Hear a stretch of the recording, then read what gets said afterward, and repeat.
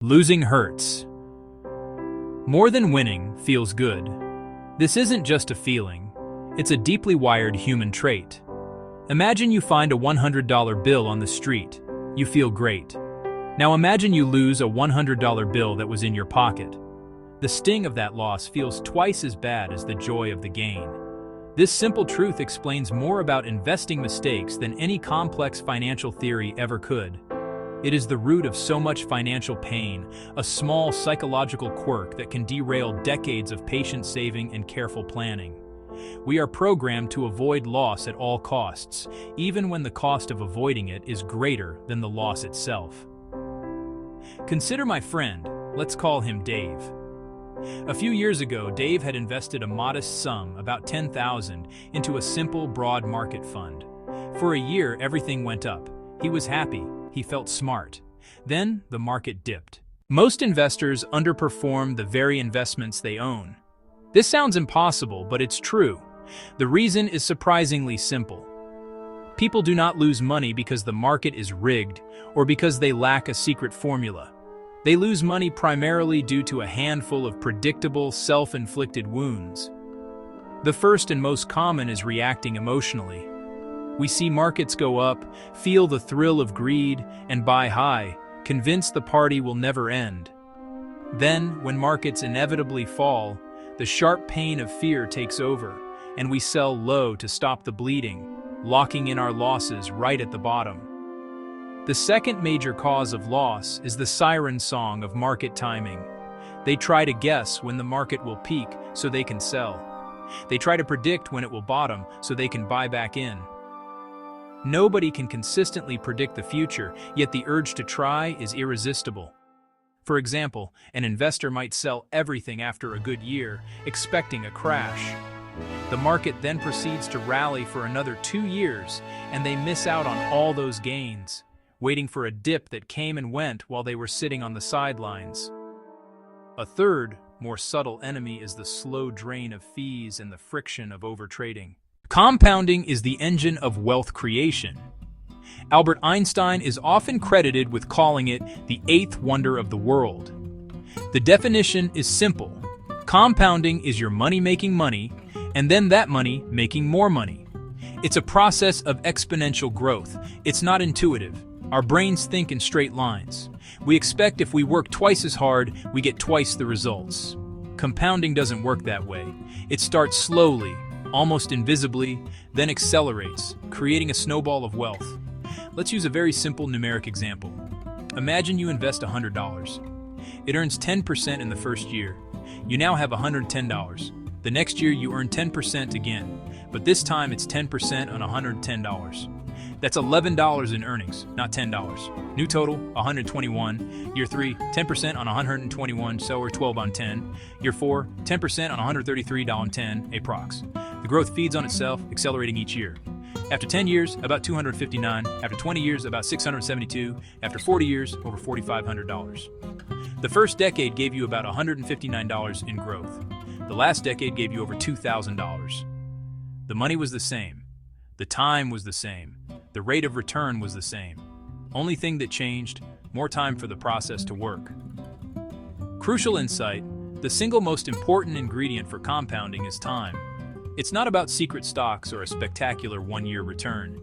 It's about earning a decent average return for a very, very long time. Starting early is a huge advantage. If you don't start early, endurance unlocks compounding. It rewards patience above all else. Jumping in and out, chasing quick gains, is the enemy of compounding. It interrupts the process. It resets the clock. Understanding this changes your relationship with investing. You stop seeing it as a casino and start seeing it as a garden you plant, water, and give time to grow. Our investment decisions are rarely made in a calm, rational state of mind. Instead, two powerful emotions pull the strings: fear, greed. These feelings are the unseen puppeteers that guide our hands, often forcing us to buy at the top, sell at the bottom. Greed is the intoxicating feeling that takes hold when markets are soaring. We see our neighbors and colleagues making quick money, and the fear of missing out becomes overwhelming. We throw caution to the wind, convinced that this time is different and that the prices can only go up. This is when we are most vulnerable to buying into bubbles at peak valuations. Then comes fear.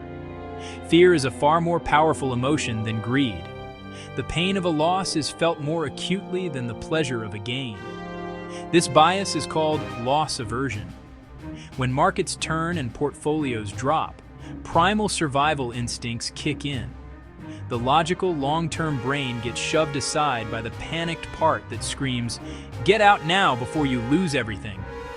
This drove my friend Dave to consider selling his entire portfolio after a minor 5% dip. He wasn't thinking about retirement 30 years away. He wanted to stop the immediate pain of seeing red numbers. This greed-fear cycle creates a predictable, harmful pattern. Markets are meant to be volatile. They will always fluctuate. They will go up and they will go down. Our job is to control our reactions, not predict movements. Build a system that insulates you from your worst impulses.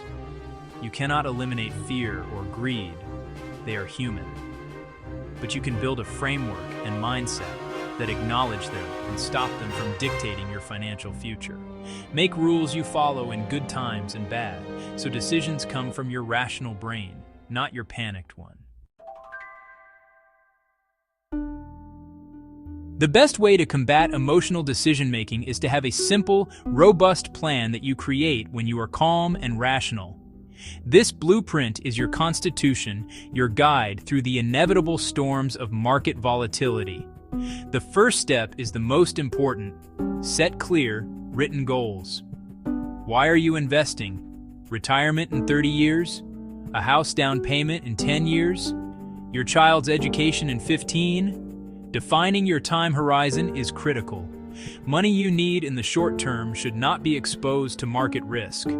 Money you won't need for decades can and should be invested for growth with the full understanding that there will be many ups and downs along the way. Second, use broad, diversified, low-cost index funds or ETFs. Don't try to pick individual stocks. Instead of looking for the single needle in the haystack, just buy the whole haystack. A total market index fund gives you ownership in thousands of companies, spreading your risk widely. This diversification protects you from the failure of any single company. Furthermore, by choosing funds with very low expense ratios, you keep more of your money working for you, maximizing the power of compounding. Third, automate your investing.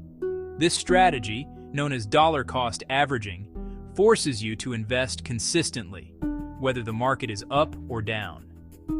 When prices are high, your fixed amount buys fewer shares. When prices are low, that same amount buys more shares. Let's return to the story of my friend Dave and his $10,000 investment. When his portfolio dropped to $9,500, he was standing at a fork in the road. His fear was screaming at him to sell to cut his losses and run for the safety of cash. He imagined the market falling further, his $9,500 becoming $8,000, then $7,000. The narrative of catastrophic loss was playing on a loop in his head. This is the moment where most long-term plans die. It's the moment the emotional brain hijacks the entire operation, driven by the powerful, ancient instinct to flee. In one version of this story, Dave gives in to that fear. He sells his entire holding at $9,500, taking a real, permanent $500 loss. He feels a momentary sense of relief. The bleeding has stopped. A few weeks later, the market recovers and begins to climb again. But Dave is hesitant. He's waiting for more certainty.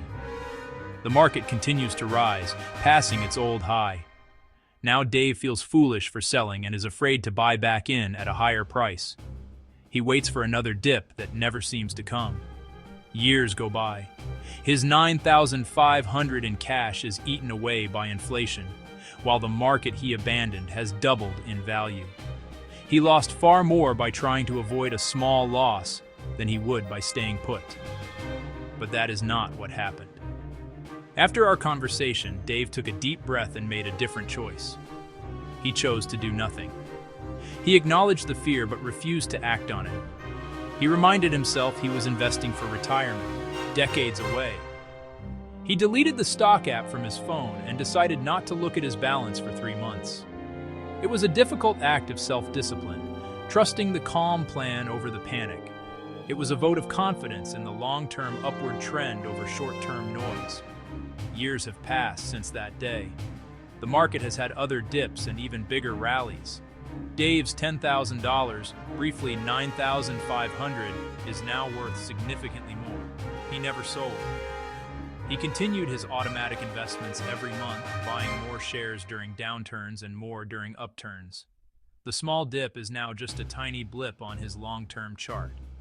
His story illustrates the most important principle. The winning move is often to just sit on your hands. Success is determined not by what you do in the exciting times, but by what you don't do in the scary times. We have seen that losing money is rarely a matter of bad luck or poor analysis. It is a matter of behavior. We lose because we are human, susceptible to the powerful tugs of fear and greed. We lose because we believe we can outsmart the market, a game that almost no one wins over time. And we lose because we interrupt the one force that guarantees wealth creation for the patient: the slow, steady, and unstoppable power of compounding. The blueprint for success, then, is not about finding the next hot stock.